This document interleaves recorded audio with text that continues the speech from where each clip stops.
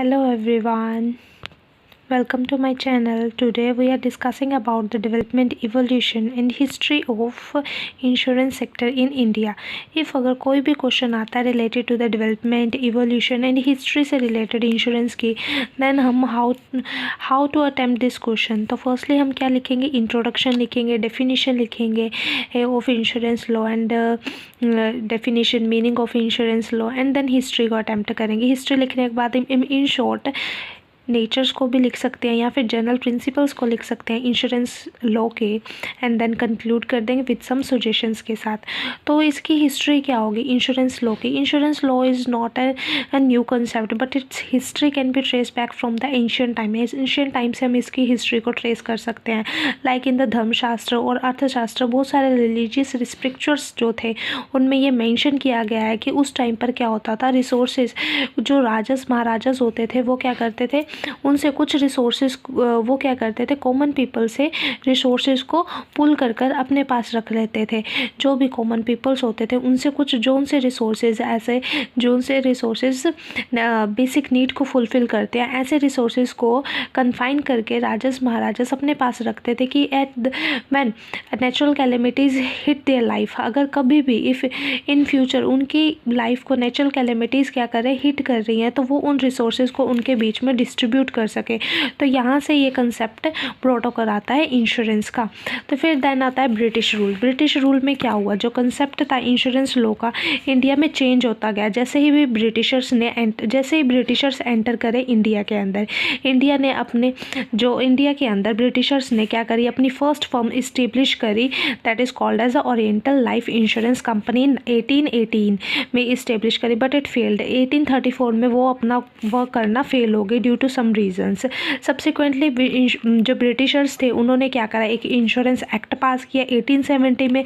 Most of insurance company in India were owned by the foreigner. जितनी भी उस time पर कंपनीज थी वो क्या फॉरेनर्स ही ओन कर रहे थे, क्योंकि वो ब्रिटिशर्स ने अपना राज कर लिया था इंडिया के ऊपर.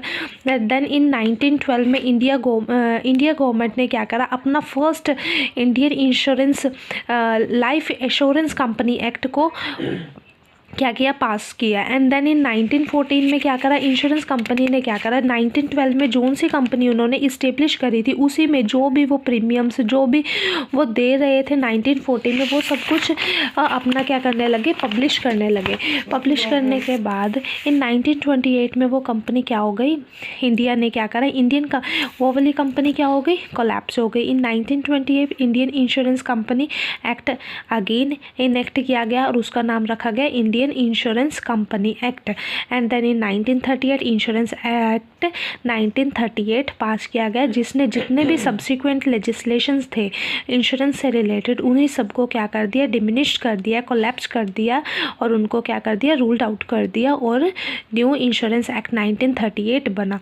ये था प्री इंडिपेंडेंस से पहले. देन इन पोस्ट इंडिपेंडेंस के बाद क्या हुआ, जब इंडिया ने इंडिपेंडेंट हो गई India, then in that case क्या हुआ, 1950 में गवर्नमेंट ने क्या किया, एक गवर्नमेंट चाहती थी कि नेशनलाइज किया जाए इंश्योरेंस कंपनी को, इंश्योरेंस सेक्टर को उन्होंने क्या किया, नेशनलाइज कर दिया. नेशनलाइज मीन्स उसको क्या कर दी, मान्यता प्राप्त करवा दी. और वो मतलब इंश्योरेंस को एक गवर्नमेंट जैसे गवर्नमेंट कंपनी होती है, गवर्नमेंटली उसको क्या एक तरह से सर्टिफिकेट टाइप मतलब देने लगे उसे. ठीक है, तो भाई गवर्नमेंट के अंडर आएगा ये इंश्योरेंस सेक्टर, इस तरह से उन्होंने उसको नेशनलाइज कर दिया. ठीक है, इन 1956 में LIC एक्ट आया, लाइफ इंश्योरेंस कॉरपोरेशन एक्ट 1956 पास किया गया. ठीक है, इसमें क्या करा, लाइफ इंश्योरेंस ने क्या किया, जितने भी लाइफ इंश्योरेंस से रिलेटेड जितने भी बिजनेस चल रहे थे LIC ने मोनोपोली एग्जिस्ट कर दी, मोनोपोली आने लगी. ठीक है, मोनोपोली इस्टेब्लिश कर दी, मोनोपोली एग्जिस्ट हो गई इंडिया के अंदर 1956 में. फिर क्या हुआ, 1991 के अंदर लिबरलाइजेशन एंड प्राइवेटाइजेशन की वजह से इंडिया ने क्या करा, बहुत सारे इंडिया के अंदर चेंजेस लेके आए और वो इंडिया की जो भी इकोनॉमी थी वो चेंज हो गई 1991 में due to the liberalisation and privatisation की वजह से।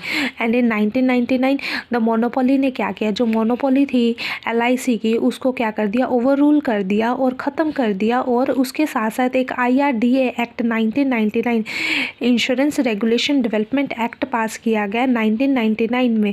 अब इस एक्ट का मेन एम क्या था, दिस एक्ट जो ये एक्ट था इसका मेन एम था कि जितने भी इंश्योरेंस कंपनी है वो इनको लाइसेंस प्रोवाइड करेगा, जितना भी वर्क होगा, जितने भी रेवेन्यूज सब कुछ होगा वो इनके अंदर से उनको क्या लेना पड़ेगा, पहले उनसे परमिशन लेनी पड़ेगी एंड देन वो कोई भी काम कर सकते हैं। अगर इंश्योरेंस कंपनी किसी को इस्टेब्लिश करनी है वो इसके अंदर से ये इसको बेसिकली रेगुलेट करेगा और डेवलपमेंट प्रोसीजर बताएगा कि किस तरह से हम डेवलप कर सकते हैं।